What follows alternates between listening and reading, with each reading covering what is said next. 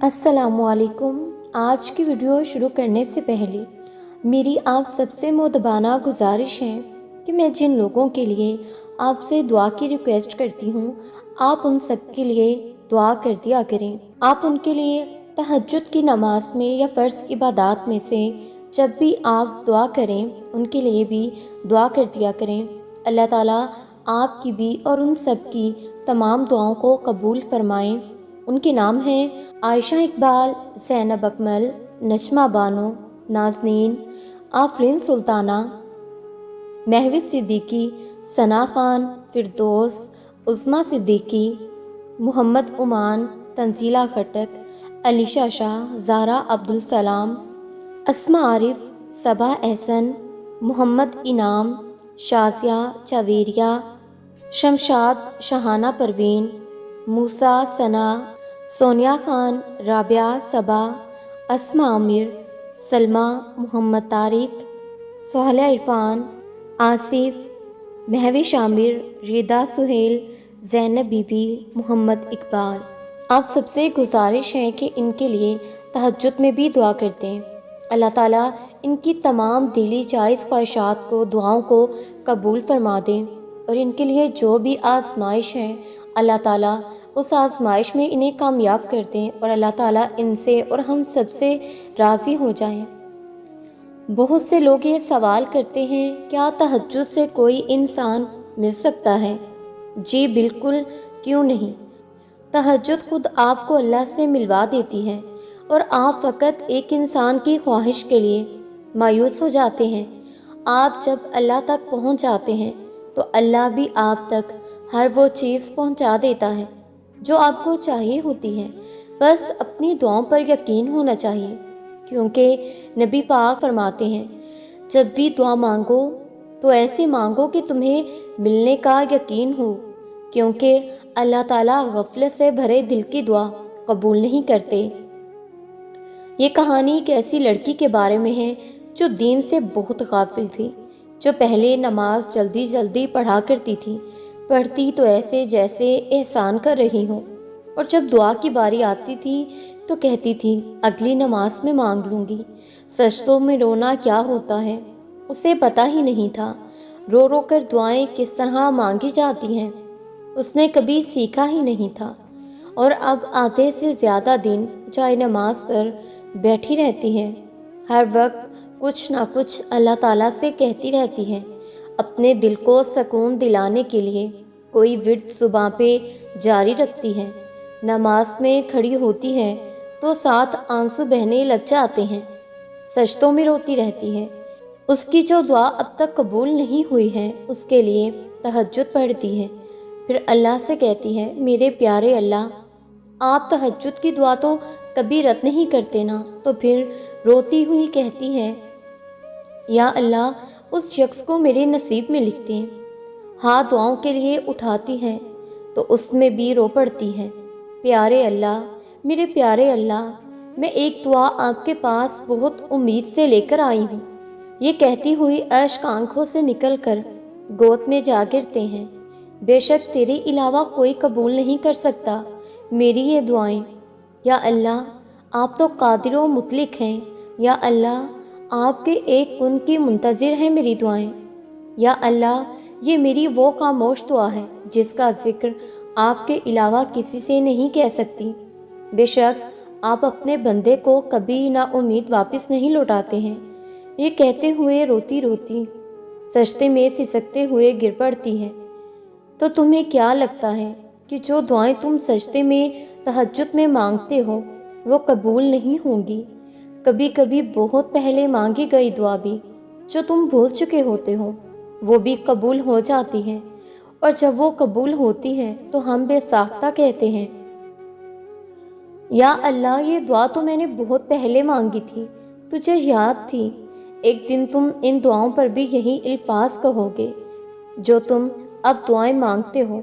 कुन फरमाना मुश्किल काम थोड़ी ना है अल्लाह के लिए। जब वो कुन फरमाता है तो बस हो जाता है और चीज़ें वजूद पा जाती हैं। अल्लाह को बताया करें कि आप क्या महसूस कर रहे हैं, कितनी तकलीफ़ में हैं। आप अल्लाह ताला से बात कर लिया करें। اللہ کے سامنے رو لینا ہی آپ کے دل میں سکون اتار دے گا۔ بے شک وہ دلوں کا ہمراز ہے۔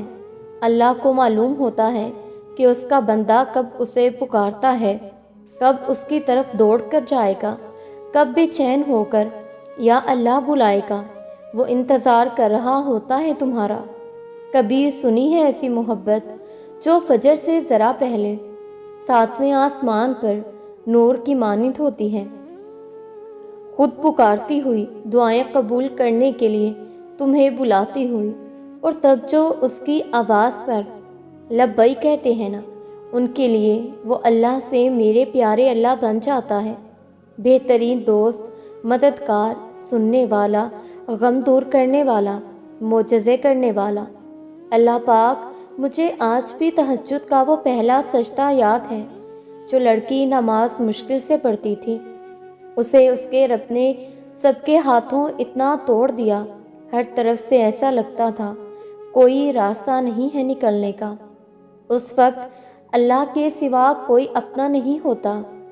یہ معلوم ہوا اس وقت صبر کرنا بہت مشکل تھا، پر اللہ نے میرے اس بے چین دل کو سکون بخشا، مجھے یقین کرنا سکھایا، مجھے تہجد تک لایا، مجھے صبر کرنا سکھایا۔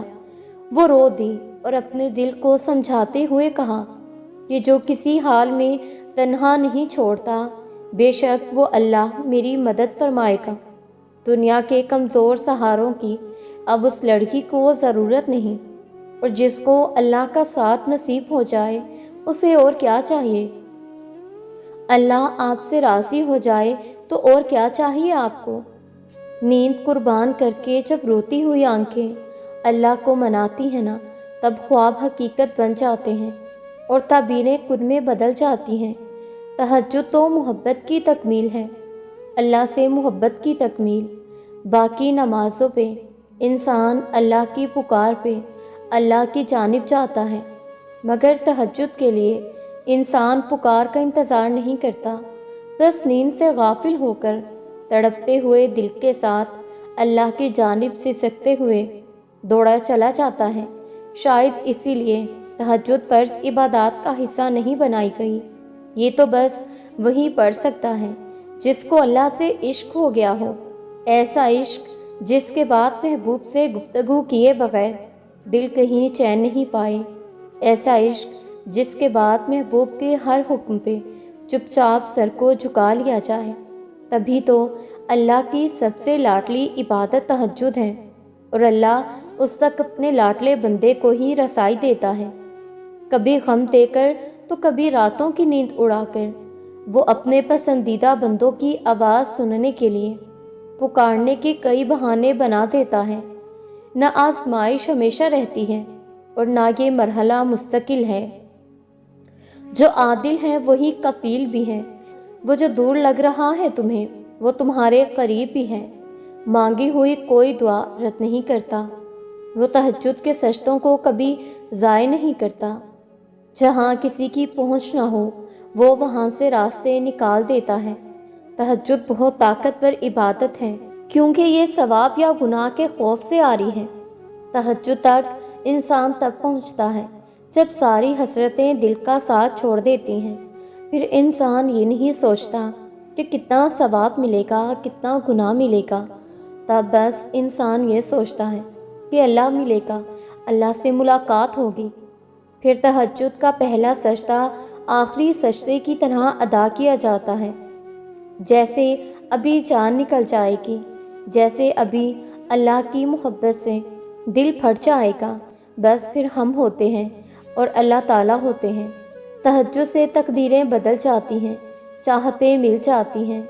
جب کوئی اپنے اللہ سے مانگنے تہجد میں تڑپتا ہے، اللہ سے دعا کرتا ہے تو اللہ اس کی دعائیں کبھی بھی رد نہیں کرتا۔ تہجد میں معجزے ان کے لیے ہوتے ہیں جو بہت مان سے اللہ کو منانے کے لیے تہجد میں اٹھا کرتے ہیں۔ اللہ پاک اس لیے آپ کو انتظار کروا رہا ہے کہ یہ وقت صحیح نہیں ہے تمہیں وہ دینے کا جو تم کب سے مانگ رہے ہو، یا تو وہ چیز تمہارے لیے بہتر نہیں جس کا تم کب سے انتظار کر رہے ہو، یا تو اللہ پاک یا تو اللہ پاک کو تمہارا مانگنا پسند آ گیا ہے، اس لیے وہ چاہ رہا ہے میرا بندہ مجھ سے فریاد کرتا رہے۔ اگر اللہ پاک کچھ وقت انتظار کروا ہی رہا ہے تو کیا تم مایوس ہو جاؤ گے؟ اب مزید انتظار نہیں کر سکتے یہ کہہ کر کمزور پڑ جاؤ گے؟ انتظار کرنا مشکل لگ رہا ہے نا؟